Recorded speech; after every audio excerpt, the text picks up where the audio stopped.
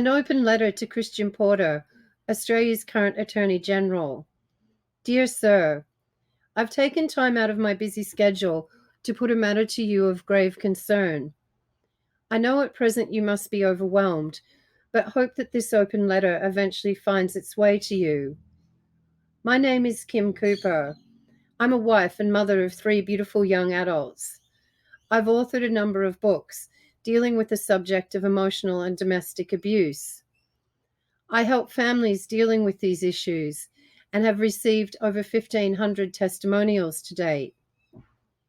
My work is not based on psychology, but raising emotional intelligence in our homes.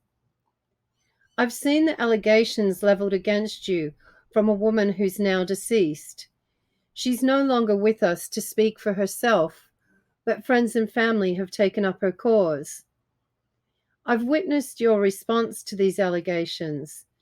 You are obviously a highly intelligent and articulate man, but must say frankly, and out of genuine concern, that the emotional intelligence quotient displayed by your response has been surprisingly low.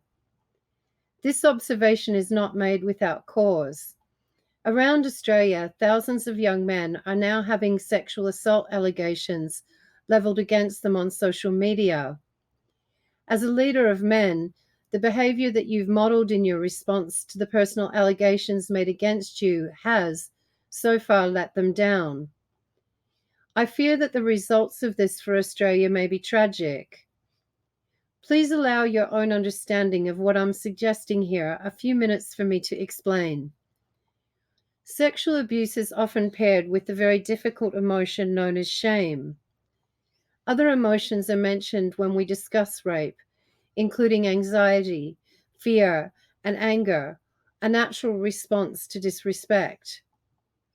Peer rejection is less discussed. It is a highly dangerous emotional trigger which can elicit a truly overwhelming emotional response. I imagine that you're feeling some of the emotions peer rejection raises in a person right now.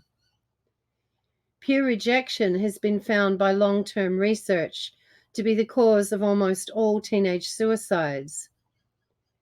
Most people find sexual assault or exploitation an acute form of disrespect. It is natural for them to feel angry. If they are publicly shamed or rejected over the incident, suicide sometimes, sadly, is their response. I'm not referring here to the suicide of the woman who claimed that you assaulted her. My concern is for all of the victims of sexual assault who have committed suicide and the accused young perpetrators who are in danger of suicide now. When you chose your reaction to these allegations going public, you are obviously not aware of the common defense strategy of perpetrators, known as DAVO, which stands for deny, attack, and reverse victim and offender, as so far this is close to the defense strategy that you've chosen to take. This is not an emotionally intelligent way to handle a serious accusation made against you. Because of that response, you must know that so far many people do not believe you, and the matter can only continue to divide people into opposing camps. I'm most concerned that as a role model, your response is now putting our justice system and other young men throughout Australia at risk. While you resist an inquiry and try and deflect blame onto the ABC, your reaction makes you look guilty. Your high position in society may protect you, but that's still questionable. The peer rejection you'll undoubtedly face as a consequence may still eventually bring yourself and your whole party down. How will younger and more vulnerable men fare if they follow your lead and believe this an adequate response? Teen suicide has a devastating impact on people's lives. Nothing really equals it in the long-term negative emotional impact on survivors. Are we now going to see the alarming figures of teen suicide in Australia raised even higher than they already are? I would suggest that your response in this situation may have a dramatic positive or negative effect. How the community judges that response will depend on how you address the friends and family of the woman in question, who I am certain would like a more emotionally intelligent response from you. They've raised this issue, and for the common good, that conflict must now be resolved. Acknowledging their emotions and finding a higher level of understanding in this matter should not focus solely on your innocence or guilt. Towards this, I'm offering you our simple conflict resolution process that we've created for families in their homes.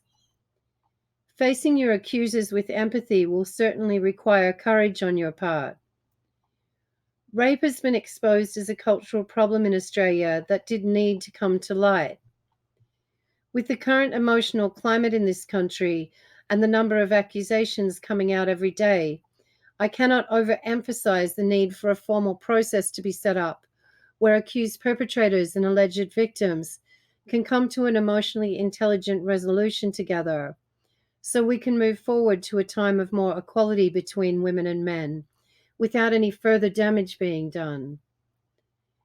Our communities cannot wait for government to spearhead this response. Concerned families and community leaders must take time out to help facilitate this type of conflict resolution process as a matter of genuine urgency. Our young women and men are depending on us. The examples offered in the document I've linked below are fairly frivolous compared to the allegations that have been made against you. But that is fitting. No one can offer you or the numerous men who have currently been accused of rape a script that will get any of you off the hook. The truth is that the community will decide whether you will be rejected or not, and that decision will be made on how genuine your response. Are you prepared to spend the required time putting yourself in your accuser's shoes, long enough to genuinely come up with a higher level of understanding that will help resolve this for everyone? That is the ecologically valid response that's required of you now. Anything less in your current position, and you will undoubtedly be letting your country down.